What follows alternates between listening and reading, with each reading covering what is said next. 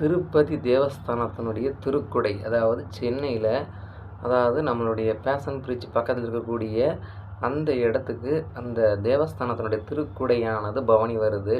அனைவரும் வாங்க, அந்த திருக்குடையை பார்த்து இறைவனுடைய திருவருளை பெறுங்க அப்படின்னு சொல்கிறேன். அதாவது புரட்டாசி மாதம் அப்படிங்கிறது பார்த்திங்கன்னா ரொம்ப ஒரு சிறப்பான நாள். இந்த மாதம் சனிக்கிழமை மற்றும் புதன்கிழமை அனைவரும் விரதம் இருந்து நம்மளை பெருமாளுடைய பாடல்களை கேட்டால் போதும், சரிங்களா? அது இந்த மாதத்தில் நம்ம அசைவ சாப்பாடு, முட்டை, மீன், அப்புறம் சிக்கன், மட்டன் போன்றவை தவிர்க்கிறது ரொம்ப நல்லது. அதாவது இது அறிவியல் பூர்வமாகவும் நிரூபிக்கப்பட்ட ஒரு உண்மை.